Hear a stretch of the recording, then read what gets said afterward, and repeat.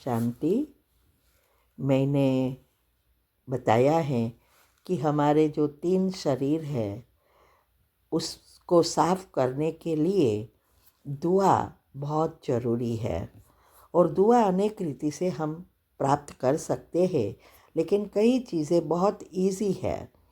जैसे आजकल लोग वीडियो तब देखते हैं जब कितने लाइक है, कितना शेयर किया है, कमेंट कितनी रखी है, कितने सब्सक्राइबर है, व्यूज़ कितने हैं, ये सब देखकर वीडियो देखते हैं। तो यहाँ भी हमें अगर दुआ कमाना है तो हर एक वीडियो में लाइक, शेयर, कमेंट और सब्सक्राइब करना है।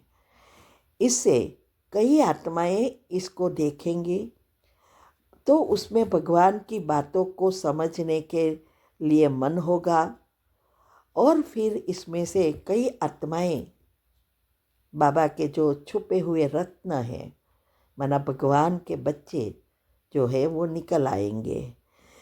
और कईयों को, बाहर वालों को भी अगर इससे फ़ायदा होगा तो ये सबसे दुआ मिलेगी जिसने ये 4 चीज़ें की है। इसीलिए ये घर बैठे दुआ कमाओ। लोग घर बैठे पैसा कमा रहे हैं, आप दुआ कमाओ तो हम भगवान के बच्चे नंबर 1 में जल्दी जल्दी आ सकेंगे। ठीक है। ओम शांति। शांति। आपका प्रश्न है, वरदान समझना है, माया के बंधनों से सदा निर्बंधन रहने वाले ही योगयुक्त बंधन मुक्त है, तो ये कैसे करें? उत्तर है, माया का बंधन अर्थात कर्म बंधन। कर्म बंधन अर्थात हमारे ही कर्म जो विकारों से बनते हैं वो बंधन बनते हैं, माना कर्म बंधन में आते हैं। हम सबका पुरुषार्थ है कर्म बंधनों से मुक्त होकर कर्म संबंध में परिवर्तन करना, अर्थात पाप कर्मों से मुक्त होकर पुण्य आत्मा बनना। तो ये हमारा सबका पुरुषार्थ होता है। तो इसके लिए बाबा ने बताया कि जो बंधन मुक्त बनने का जो पुरुषार्थ कर रहे हैं अभी, वो बाबा कहते हैं उसकी निशानी है वो सदा योगयुक्त होंगे। माना कितना भी कड़े बंधन है, चाहे जिम्मेवारी का बंधन है, चाहे घर संसार में परिवार का बंधन है, चाहे कितनी भी पेपर भी आ जाए उसके बदले, तो भी बाबा कहते हैं कि कोई भी ना स्थूल में बंधन होना चाहिए, ना मन का भी बंधन होना चाहिए। जो आत्मा इस बातों को समझती है वही आगे बढ़ सकते हैं। तो बाबा कहते हैं कि इसके लिए ही, माना परमात्मा ने हमें जो ज्ञान दिया है, ड्रामा का ज्ञान और कर्म की सूक्ष्म गुह्य गति, कि जो भी हमारे साथ होता है वो हमारी ही भेजी हुई एनर्जी है। अभी वो एनर्जी वापस आई, अभी हमें पता है कि इस पर हम जो भी सोचेंगे, मीन्स के जैसा फिर से संकल्प करेंगे वो नई एनर्जी बनेगी, तो फिर से बंधन में आएंगे। तो वो जब कोई भी परिस्थिति आती है तब हमें, हमारे हाथ में है कि क्या सोचना है। आई वो तो आने वाली ही है।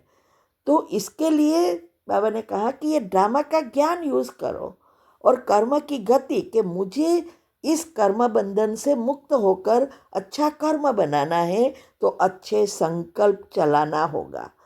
इसीलिए बाबा ने आज बताया कि कोई भी हमारे ऊपर जिम्मेवारी है, घर है, परिवार है, बच्चे है, जॉब है, वो सब जैसे एक खेल है। बाबा कहते कि अगर हम खेल समझकर, जैसे कोई भी दुनिया में भी कोई ऐसे हम घूमने फिरने जाते हैं या खेल समझकर करते हैं तो हम हमेशा खुशी रहते हैं। ऐसे ही बाबा कहते हैं कि यहाँ भी खेल समझो और छोटी छोटी बातों में तो थकेंगे नहीं। क्या करे, मुझे तो यही करना है, करती हूँ, कोई अप्रिशिएट नहीं करता, मेरा पुरुषार्थ नहीं होता, ये कैसा है, मेरा ही कर्म बंधन, ये सब बातों से मुक्त होंगे। इसीलिए बाबा कहते हैं कि जब मुझे करना पड़ता है, मैं कर रही हूँ, तो ये बंधन होता है, लेकिन मैं इस सेवा के निमित्त हूँ। ड्रामा अनुसार मेरा पाठ है और अभी मुझे इस पाठ को बदलना है, तो नए संकल्प रूपी बीज बोना पड़ेगा। ये बातों को अच्छी रीति उपयोग करके कभी भी कोई भी परिस्थिति से तंग नहीं होंगे कि क्या करे, कैसे करे, कोई क्यों क्या नहीं होगा। तो बाबा कहते हैं, तो इसके लिए अगर आप पुरुषार्थ करते हैं तो बाबा कहते हैं कि जिम्मेवार तो परमात्मा है, क्योंकि करण करावनहार वो है, हम तो सिर्फ निमित्त है। ये स्मृति हमें बनानी है। अगर हम निमित्त भाव से नहीं करेंगे तो बंधन में आएंगे। अगर हम निमित्त भाव से करेंगे तो बंधन मुक्त हो जाएंगे और वही हो सकते हैं जो योग युक्त है। योग युक्त अर्थात परमात्मा की याद में रहने वाले। हाँ? तो जो भी चीज़ हम उसकी याद में रहकर करेंगे तो कर्म बंधन में नहीं, कर्म संबंध में आएंगे, अच्छे कर्म ही बनेंगे। तो इसीलिए सभी चीज़ों से डिटैच रहना है और तीव्र पुरुषार्थ करना है नंबर 1 में आने के लिए।